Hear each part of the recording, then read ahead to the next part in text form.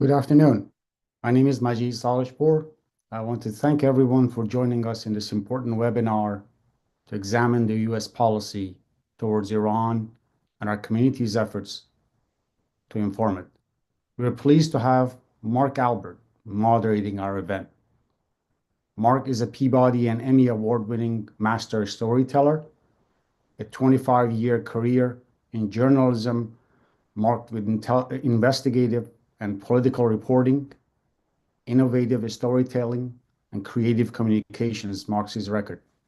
His extensive experience spans reporting globally for CBS News, covering significant beats at the White House, Capitol Hill, and the U.S. Supreme Court. Mark has created and led a national investigative unit for Hearst Communications and has imparted his knowledge by teaching journalism in his newsrooms across the US, Vietnam, and Pakistan.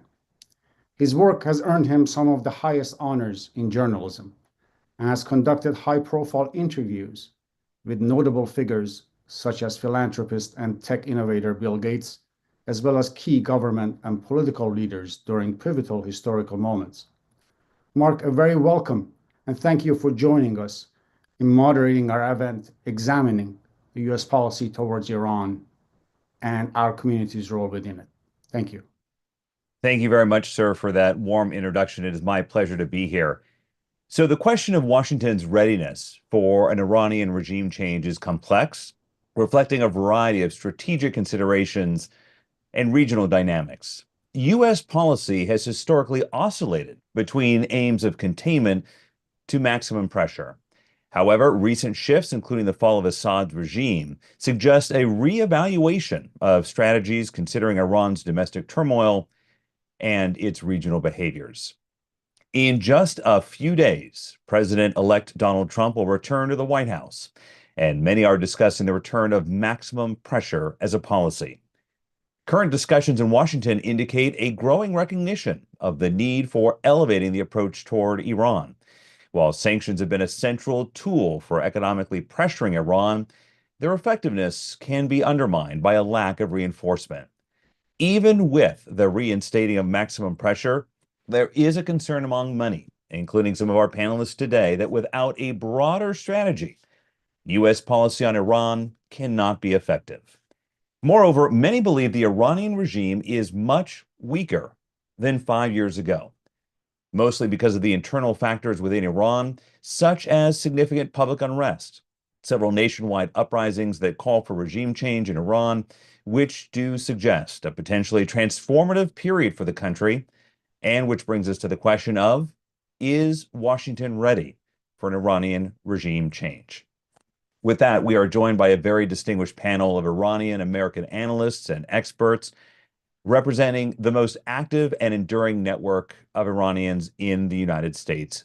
Collectively, they have years of successful bipartisan efforts advocating a firm policy on Tehran's regime.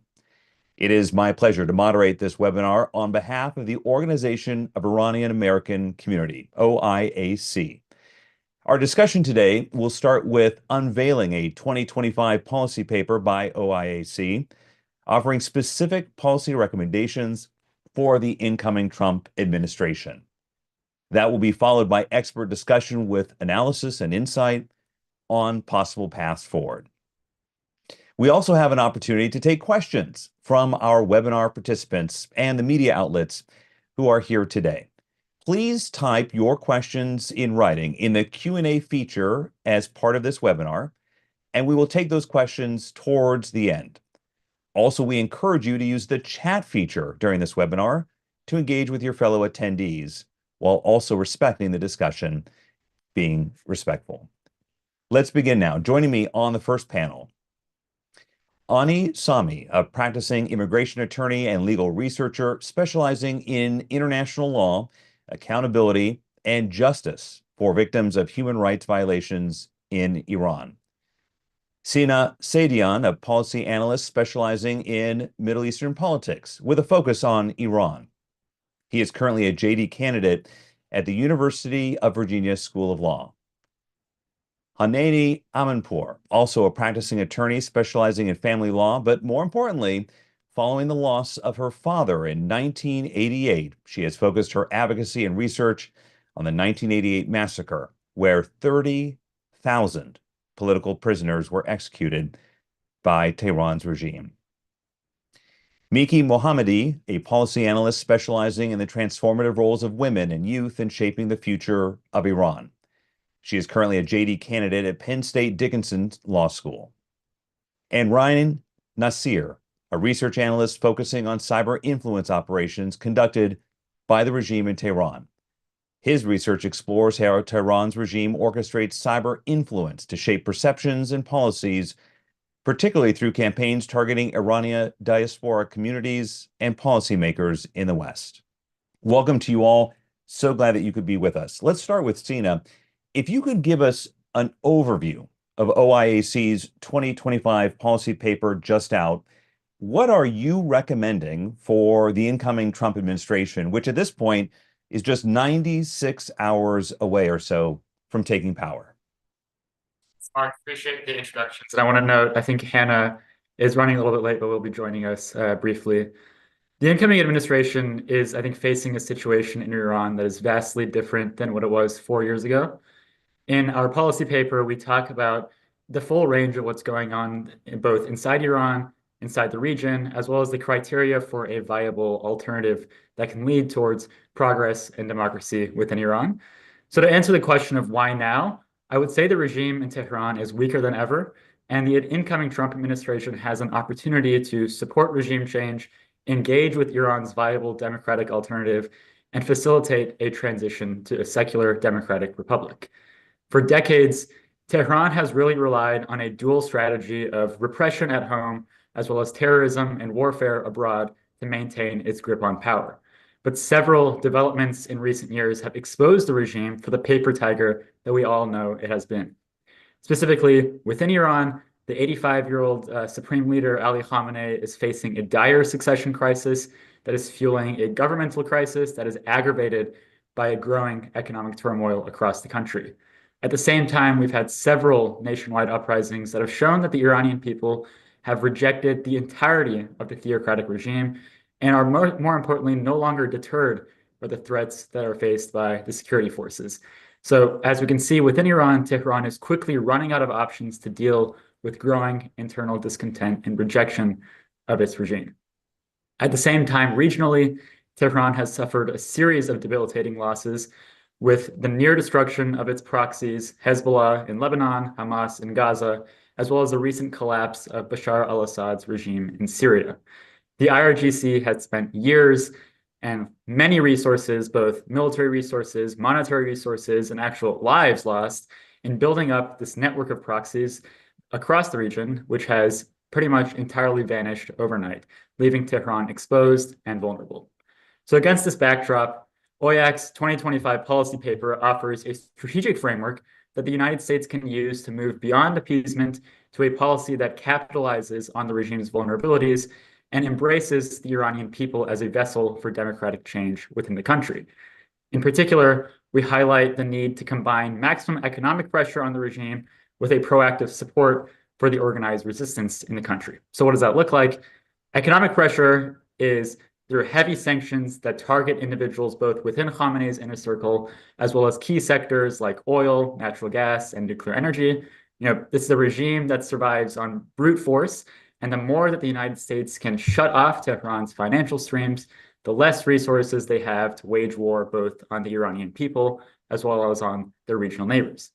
At the same time, the United States must also recognize the Iranian people's fundamental right to overthrow their regime and to establish their own democratic government.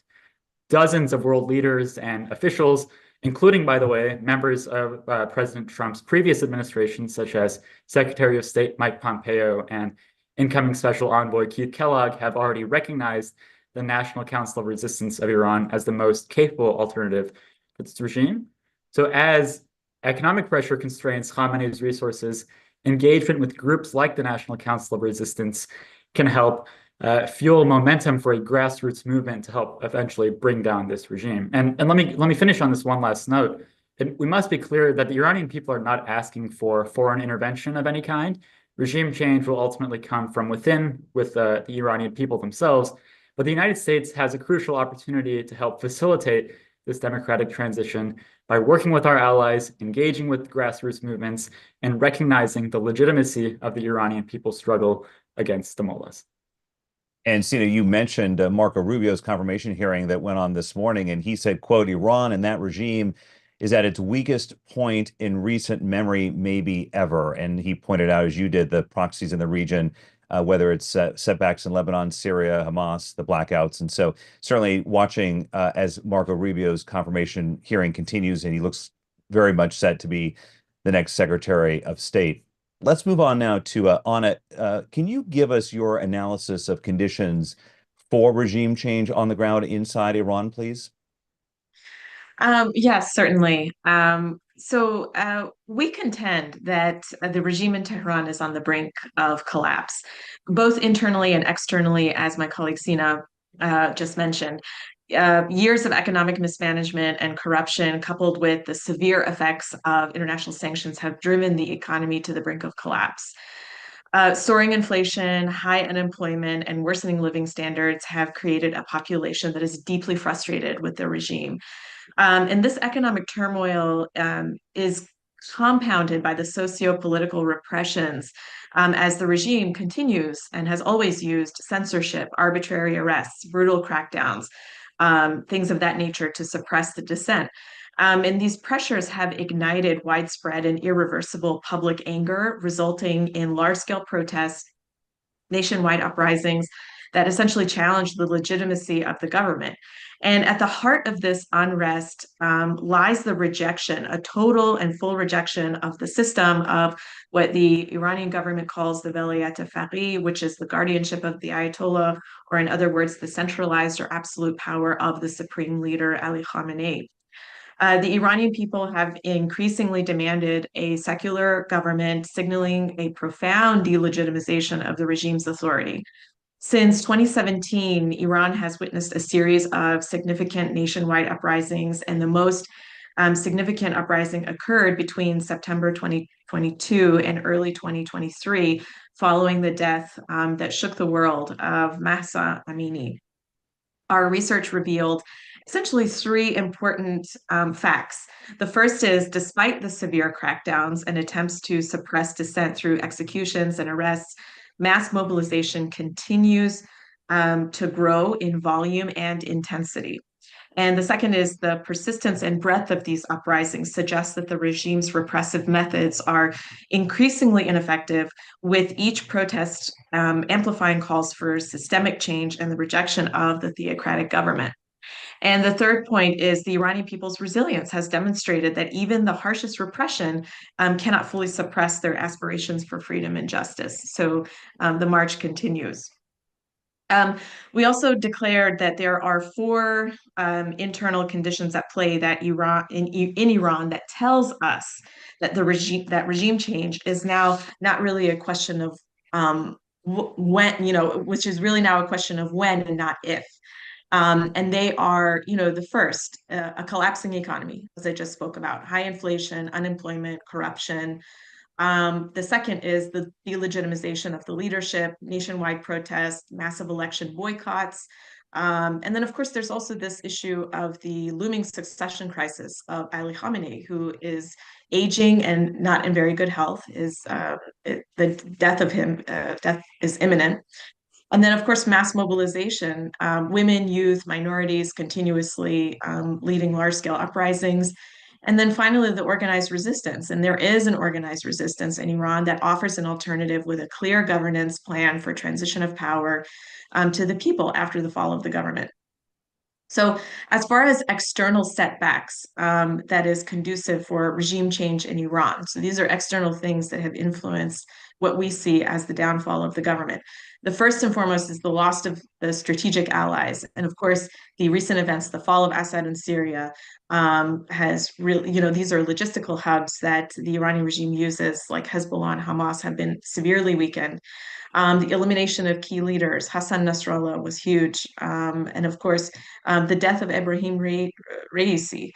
And then next is, of course, the proxy network coordination. So the difficulty in maintaining cohesion and effectiveness without the leadership of these proxy groups, with key regional allies, and leadership figures, as I just mentioned, this really strains the resources that the IRGC must compensate for, because they're, again, as I said, the proxy networks have been terribly weakened. And then, of course, domestic repercussions, reduced regional influence, undermining Tehran's narrative of strength, which emboldens the opposition forces within the country. And of course, the operational capacity, where basically severely hampered abilities to project power and carry on Tehran's regional ambitions, as is the usual narrative of the government. So together, these developments signal a really profound shift in the regional dynamics, creating an unprecedented opportunity for the people of Iran and the entire region. For the international community, particularly the United States and its allies, these events represent a critical opening to capitalize on Tehran's vulnerabilities and to support meaningful, lasting change in the region. Anna, both you and Sina mentioned the OIAC report, and I just want to read one line from it here, which encapsulates what you have both said. And this is in the executive summary, quote, "This unique convergence of factors, internal unrest, regional isolation, and leadership instability, has pushed the regime to its dying breath," end quote. So let's talk about that. You mentioned briefly, Anna, the next steps for who takes over in the aftermath of regime change. Can you expand a little bit on what is day one? What does day one look like after the current regime? So before I would be happy to answer that question. Before we get to that, I do want to say that we will be the paper that you just read. We will be releasing this paper to the public within a few days. It will be posted on the website www.oiac.org. And of course, if the members of the media and those people in attendance right now are interested to get a copy, please definitely send us an email with at info@oiac.org. We'd be happy to get a copy to you. So essentially your question, so let me start, by sharing with you the criteria that we use in our paper to determine what Iran would change and to who is, this viable alternative.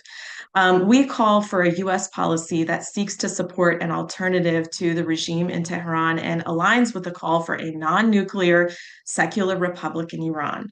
And these alternatives should include, of course, a clearly articulated vision for the future of Iran, a proven track record of effective global communication, significant engagement with international policymakers, and the ability to mobilize widespread support among the Iranian diaspora, a demonstrated capability in building strong diplomatic allies and fostering bipartisan support in influential forums in the US Congress and, of course, European parliaments, active participation in international platforms, spotlighting Tehran's human rights violations and nuclear ambitions to shape global policy, and effective leadership, certainly capable of presenting a credible and inclusive vision that resonates with international democratic values and mobilizes support for regime change in Iran. Advocacy for global accountability through international sanctions and investigations into the regime's oppressive actions, ensuring a commitment to justice and human rights. And so conclusively, if we think about all of those things, the National Council of Resistance of Iran, NCRI, stands out as truly the sole organization that is fully capable of meeting the outlined criteria for a viable alternative to the regime in Tehran. And this group's approach is both comprehensive and meticulously structured, showing a deep strategic understanding of both domestic and international political landscapes.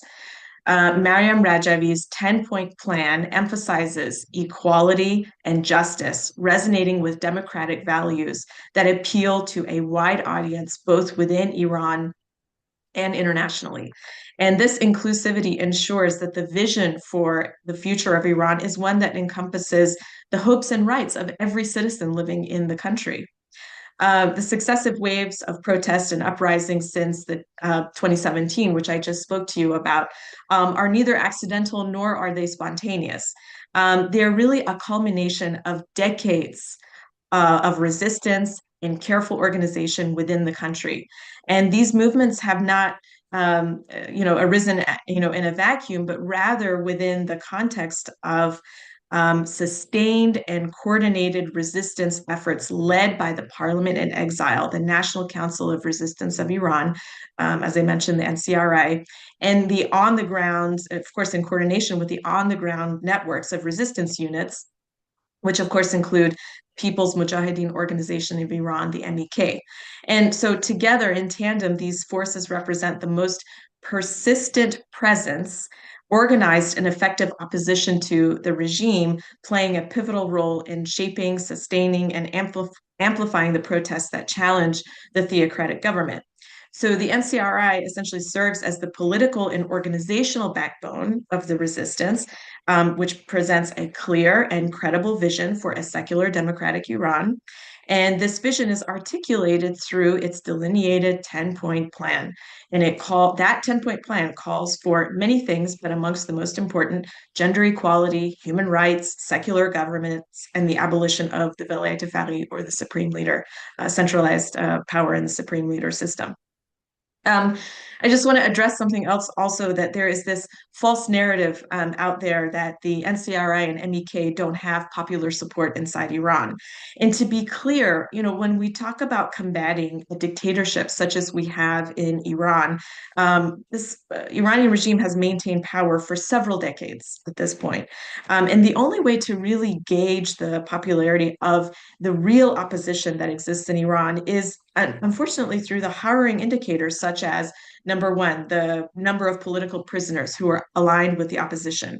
Number two, the number of executions inflicted on members of the opposition. Number three, the number of terrorist attacks and assassinations that target specifically the opposition. And then the frequency of the cyber attacks being the target of influence operations and demonization campaigns. And when you do the math and you look at the reality and the facts that are on the ground, the numbers are in favor of the NCRI and the MEK and the resistance units inside Iran. Right now, Mark, as we speak, there are 60 political prisoners that are facing executions in Iran.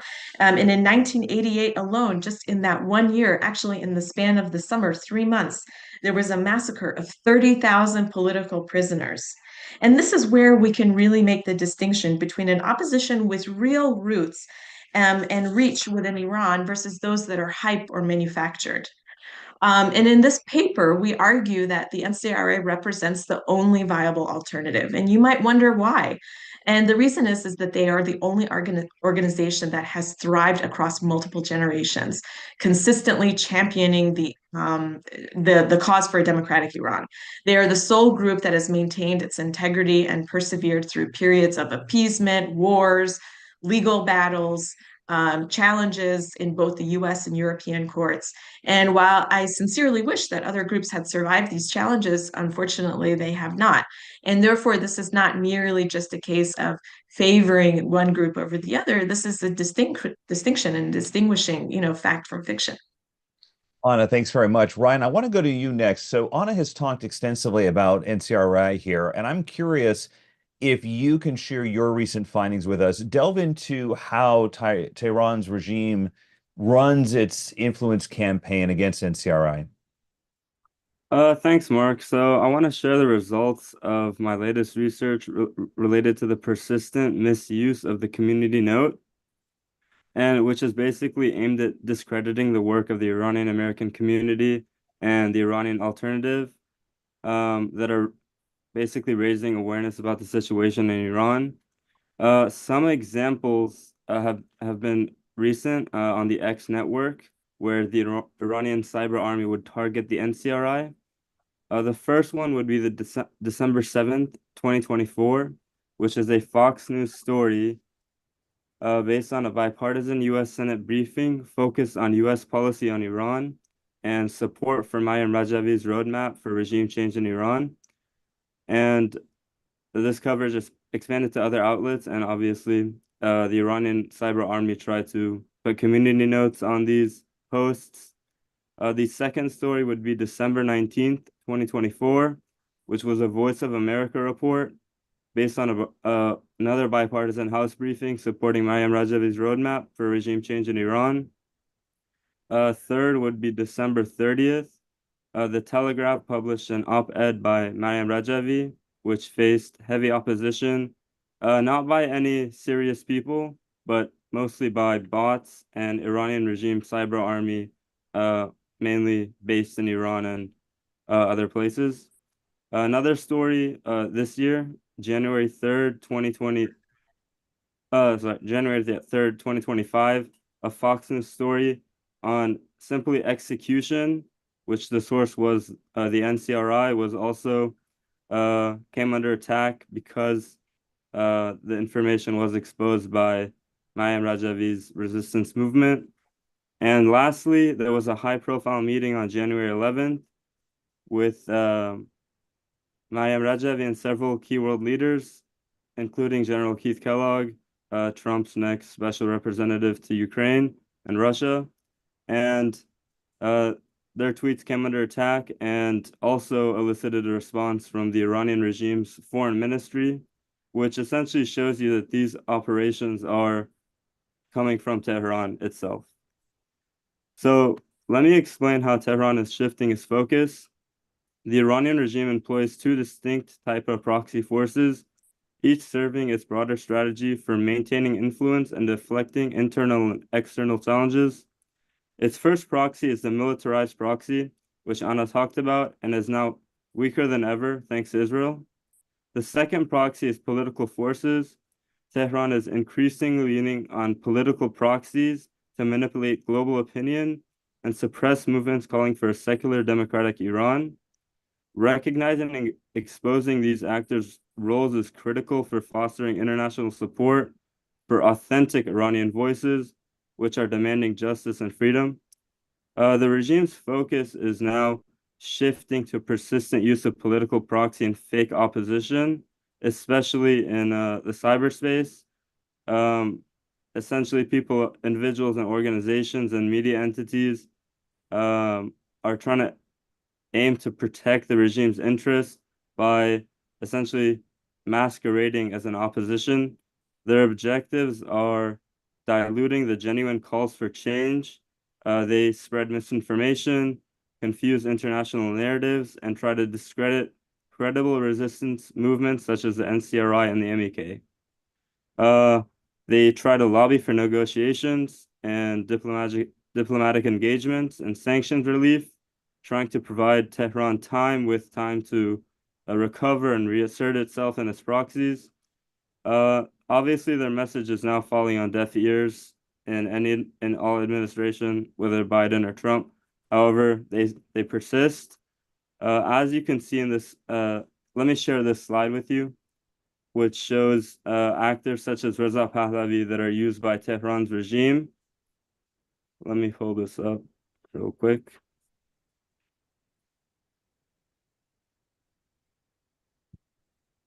So this is an IRGC intelligence organization confidential letter. And in this internal document, we can see a directive from the IRGC intelligence, which is essentially asking their men to promote and defend Reza Pahlavi on social media. And obviously, the people of Iran know Pahlavi has no political credibility. His statements lack solutions, actionable solutions. He essentially propagates monarchist propaganda, which has no place in a future Iran. And the main use of Pahlavi by the IRGC is to distract the world from the true credible alternative, which has been here for 45 years, led by Mrs. Maryam Rajavi. And the regime is clearly using Reza Pahlavi and his name recognition in Washington to push its own narrative. And let me stop sharing. And this is why Washington needs to be very clear on who is the real versus the fake alternative in Tehran. Thank you, Mark. Ryan, thanks very much. Mickey, let's go to you. Your policy paper talks about the Iranian regime and a transition possibly to democracy. Can you walk us through what that means exactly? Of course, what a great question. First and foremost, the people of Iran are not looking for boots on the ground or a foreign-led regime change. As previously talked about, there is a viable alternative that is homegrown and has its boots on the ground, who are the resistance units and the network of the MEK.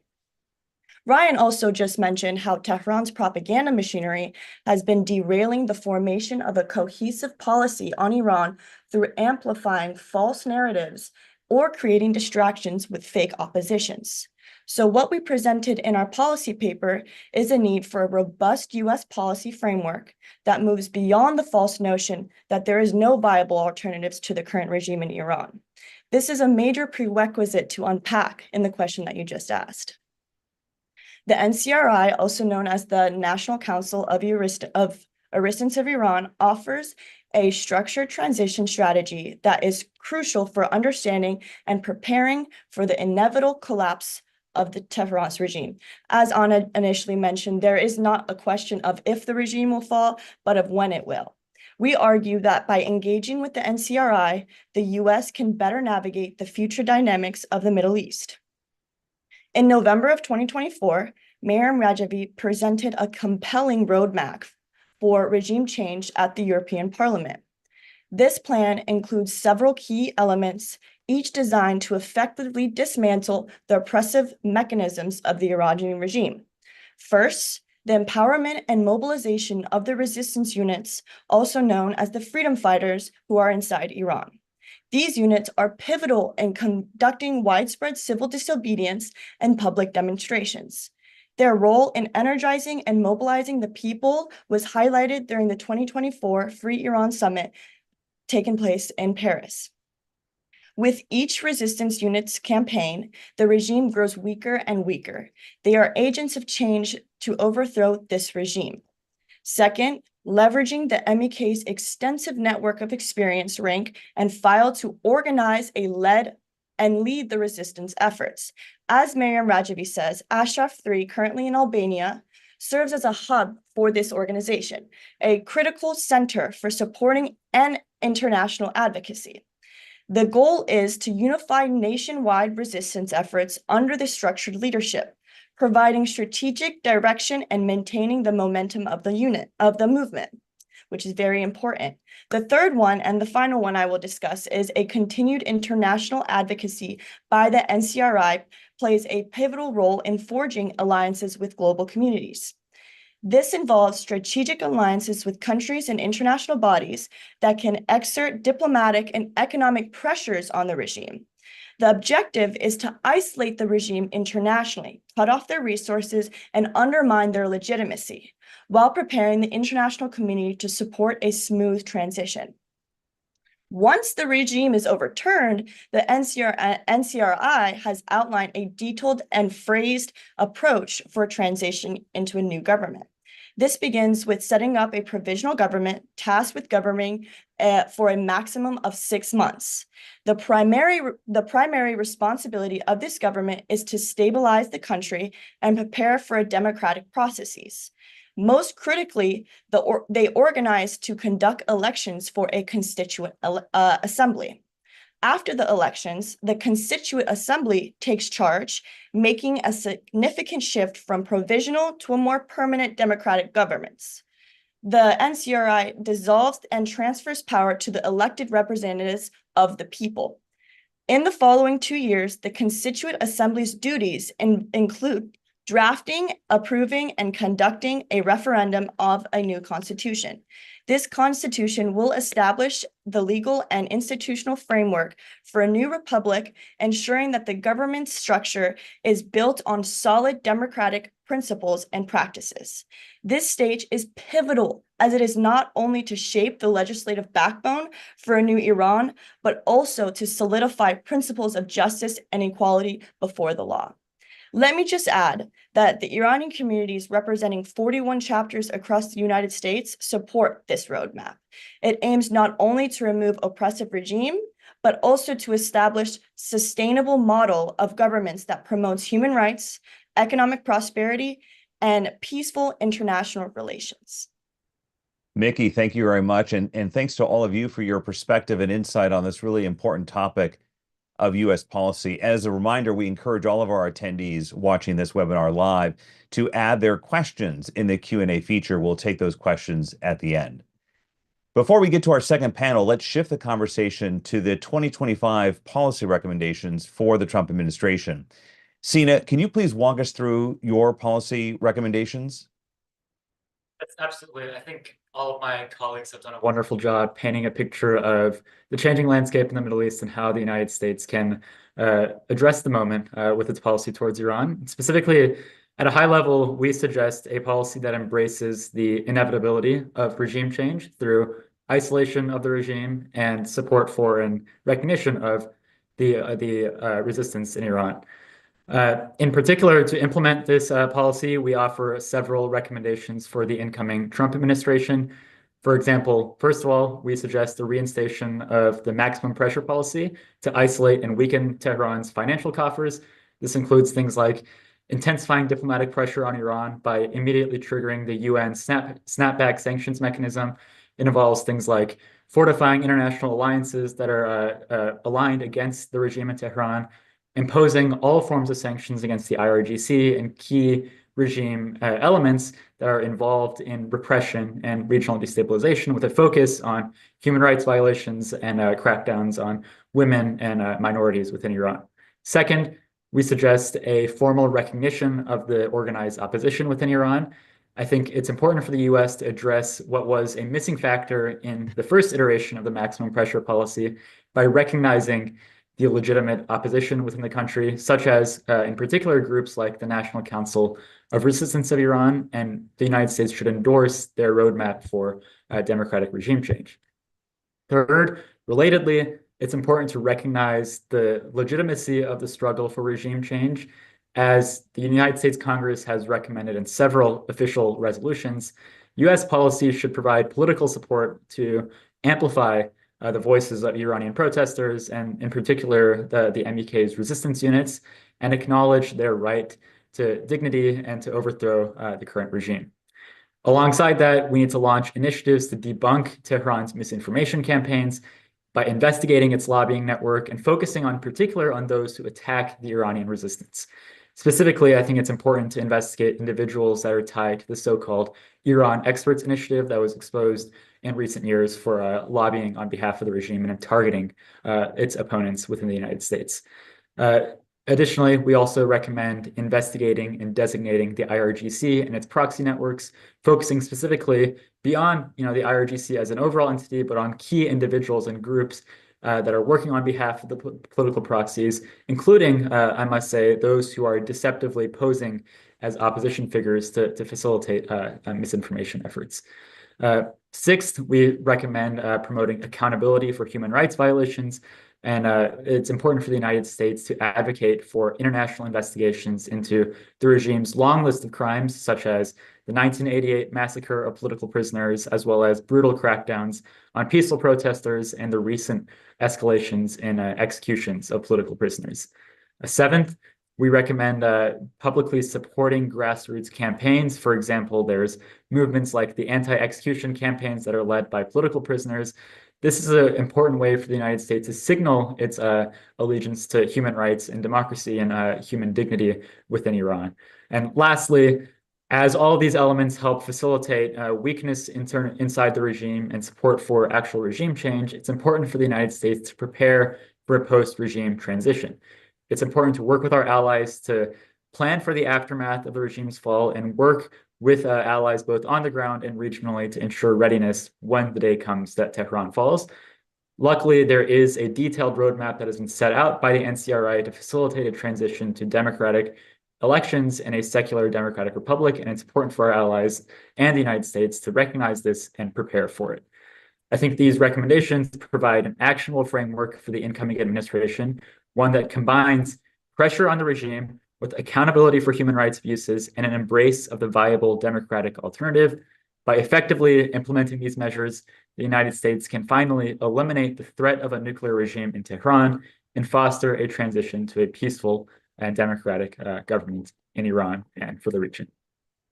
Thank you, Sina. And again, that report will be out shortly. For your copy, email info@oiac.org, info@oica.org. Thank you so very much, Sina, and all of our panelists on panel one for presenting the report, your analysis, and these recommendations. Please rejoin us for the Q&A portion of this webinar right after our second panel. Thank you all. As the White House gears up for the transition from the Biden administration to Donald Trump, Iran's President Masoud Pezeshkian has extended an olive branch by requesting negotiations and a de-escalation with the U.S. during a rare Western interview with NBC News. This gesture raises eyebrows, given the long-standing tensions between the U.S. with Tehran's regime. So the timing of Iran's president's outreach, coinciding with the impending change in U.S. leadership, raises this central question. Is this a genuine attempt at diplomacy or a calculated move to exploit the transitional period in U.S. politics? Now we have our second panel to join us to discuss this and more.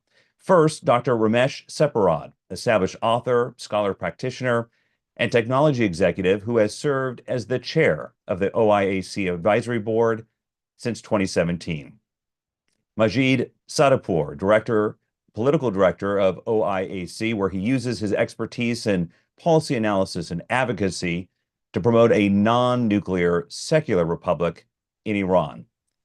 Kazem Kazirunian, founder of the Free Iran Scholar Network and former dean of the School of Engineering at the University of Connecticut. And of course, Dr. Firuz Danishgeri, an accomplished surgeon scientist, entrepreneur, author, and professor with a profound personal history as a former political prisoner in Iran. Delighted to have you all with us. Thank you very much. So the first panel offered specific recommendations for the U.S. to align its Iran policy with the democratic aspirations of the Iranian people, while also promoting long-term regional stability and global security. They argued this proactive strategy would signal to Iran that its era of unchecked repression and destabilization is over. So I would like us to focus our discussion starting with the latest gesture from the Iranian president. Dr. Separad, let's start with you. Why do you think Tehran is seeking negotiations and de-escalations now, 96 hours before the Trump administration takes over? That's a very good question, Mark. I think Tehran's pursuit of negotiation and de-escalation can really be understood through the lens of desperation disguised as diplomacy. This approach is not just about an immediate survival, but also a strategic test for the incoming administration, highlighting the importance of a comprehensive policy that we just heard from panel one. And I really do want to congratulate them for offering a very comprehensive list of actionable policy recommendations that the Trump administration can consider. You know, if you look at the current U.S. policy towards Iran and the region, we actually are standing in a critical juncture. It's essential to recognize and support those that are striving to replace this regime. And of course, we are operating in the backdrop of a Bashar al-Assad regime that crumbled under both internal and external pressures. Ali Khamenei, Iran's supreme leader, faces similar fate. The fall of Assad teaches us that sustained effort can actually dismantle even the most entrenched powers, and lessons that is, directly applicable to Iran. Iran's influence, I would say, is particularly through its allies in Syria, Iraq, and Lebanon, as just was discussed by Anna, has been really facing significant setbacks that really demonstrates that its regional dominance, it's no longer there. But you have to think of it in the context of there is a mirror image of that's happening also inside Iran. Iranian regime is facing significant instability at home. And I think when you really put it all together, it really demonstrates the failure of Khamenei's own strategic approach on how to retain power. You know, we talked about Senator Rubio's comments during the hearing. One of the key points that he raised, which I think is critical for us to really hone in, is that we're dealing with a regime that is not representing the Iranian people. We're dealing with a regime that is totally rejected by the people of Iran. And we're dealing with a regime, as it was just discussed, that actually has a viable alternative. And we're looking at the regime that is significantly weakened with compared to 4 years ago. So one thing I do want to clarify, and kind of going back to the strategic failure of Khamenei, is that everyone is kind of talking about how Syrian military deteriorated.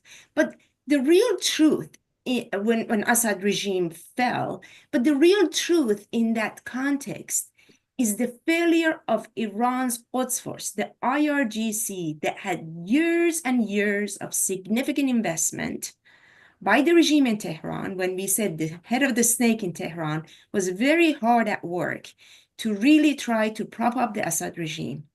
But that entire apparatus fell apart. And these regional setbacks are mirrored inside the country as well.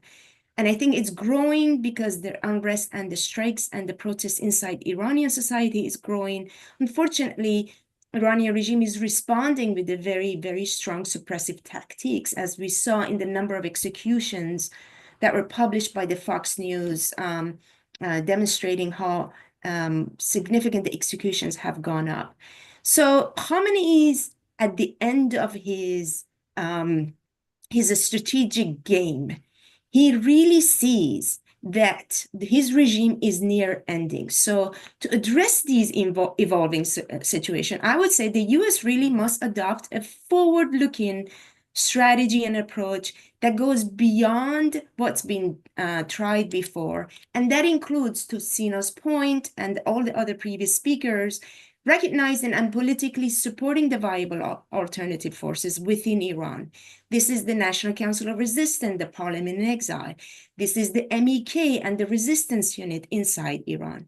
So if you look at all of that and understand the interplay of the regional dynamics with the internal pressure, I would argue that U.S. policy can effectively align much closely with the aspiration of the Iranian people and their freedom for self-determination. And it's crucial for us to act on it and really understand these realities that we're dealing with.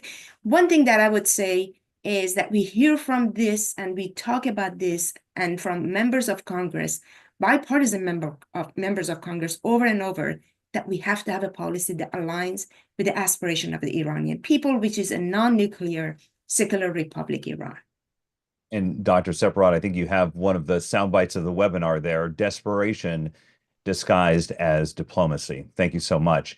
Dr. Kazarunian, the revelation of increased uranium enrichment suggests that Tehran views nuclear weapons really as a last card to ensure its survival. What about Iran's nuclear threat when it comes to U.S. policy do you view as most concerning? Sir, I think you're on mute. Apologies. Greetings to you and greetings to my co-panelists and anyone else who is joining us today. Let me start by really offering my commendation to the team that just prepared the new policy paper. It was great. I fully agree with all the recommendations. And let me explain why in responding to your specific question. When thinking about the new Iran policy, we really need to take a look at the critical mistakes that the U.S. has made in past. Both the Democratic and Republican administration have failed to adopt a working policy on Iran. This failure is rooted in false narratives and bureaucratic inertia that we have seen out of various state departments, especially within this the Iranian table within the State Department, the Iranian desk. For decades, U.S. policy has been sharpened by myths about the Iranian regime.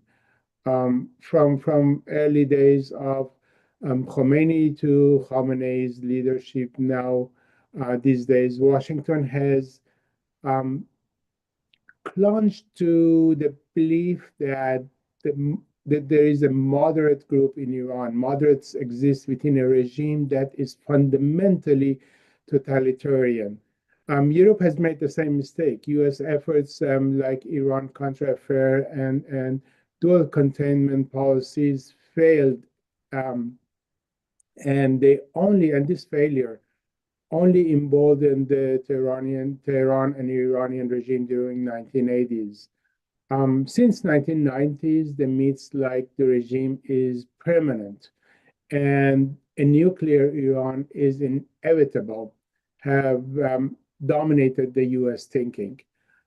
These ideas have led to appeasement, hostage diplomacy, unchecked Quds force and their expansion in the region, and also weak responses from U.S. and its allies.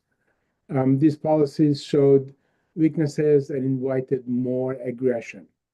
There is a major false choice has been shaped the United States policy, and that is war versus negotiations. Framing basically the debate has framed this way that the anti-regime movement in Iran does not exist, and they neglected that, they ignored that, and they exaggerated the power of IRGC and the Quds force in Iran. This approach showed its failure dramatically with the survival of Assad for many years in Syria. Goodwill gestures also backfired, including the blacklisting and the subsequent delisting of the Iranian opposition, MEK and NCRI, weakening sanctions based on the claim that they hurt the Iranian citizens more than the regime. Only this reduced the pressure on IRGC and in particular their smuggling operations in Iran and in the region and beyond. Every failure emboldened the Iranian regime. But this is really the time to learn from these mistakes. The Iranian people want this regime gone, totally gone. The question is how. Peaceful means are a non-starter in my belief. The regime's violent response to protests over the past 4 decades proved that. Here is what is needed for a successful regime change in Iran. A vision for a democratic Iran? Yes. Viable alternatives in place? Yes. Strategy and a roadmap for change? Yes. Foreign boots on ground needed? No. Capacity to govern in transition? Yes. International recognition? A qualified yes. U.S. government recognition, does it exist right now? No. And why not? Because of the failed policies and appeasements and Tehran's smear campaign against NCRI and MEK. What is the alternative? My colleagues here repeatedly mentioned that, MEK and NCRI. And do they have the support of the Iranian people? Yes. NCRI is a unifying force. It has worked across political divide in the US and Europe, bringing together people from the left, center, and the right. It stands for human rights. It stands for, and it has a track record of resilience. So with that, I pause here and I thank you, and I thank my co-panelists. Thank you, Doctor, very much. We are hoping to leave room and time for questions. So for the rest of our panelists, Dr. Setapour, let me go to you now. How significant do you feel that the role of organized opposition groups, such as NCRI, which we've heard a lot about on this webinar, is actually shaping the future of Iran? Well, in a word, pivotal, Mark. Let's remind the audience, I think, and certainly our policy paper goes in detail in trying to kind of outline what we are dealing with in here. Our goal, what we are saying, is that regime change is what the people of Iran are striving to achieve. This is a more than 4 decades long struggle. Only recently, the international community has begun to embrace that desire. And certainly in the United States Congress, bipartisan majority have embraced that scenario. So we were talking about regime. The regime is a police state, a medieval dictatorship. And it requires literally confrontation because, as my colleagues have told you before me, have already kind of outlined it clearly, is that in fact, the regime is an oppressive state that the international community must recognize. And the ship that thought to change its behavior has long sailed. The Iranian people want to change this regime. What they're asking from the international community is political and moral support. And to accomplish this, there are a number of things that is required in this struggle to overthrow this regime. One, a qualified leadership. I think my colleagues have mentioned that before that.